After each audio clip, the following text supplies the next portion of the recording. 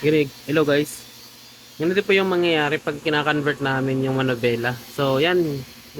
Ganito po yung pagtrabaho nila. Tinatanggal, yan o. Yan. Tapos, yan, ito transfer yan dito. Tapos dito yung, saan mo yung lagay yung manobela? Dito nga, dito ita-transfer yan. Yung manobela. Tapos, ito na. Yan, tapos yan, ayusin pa din yan yung makina na yan. Lilinisan pa po yan. Yan, di ba?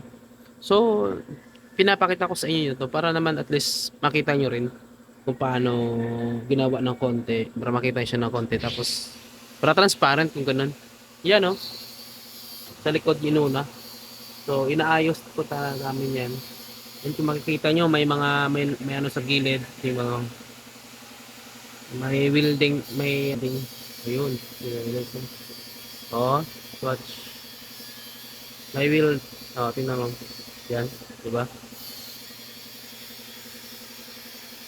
yun.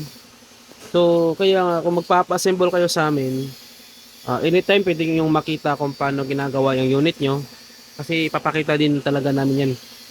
Di ba? Hindi tulad nung sa shop namin dati na makikita mo na yung unit mo pag tapos na. Hindi natin alam kung yun pa rin ba.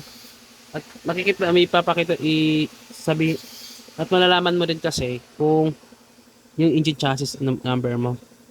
Yan, dito mo. Ini-welding.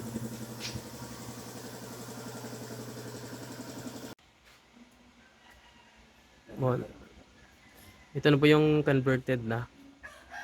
'Di ba? So automatic po 'yan. See.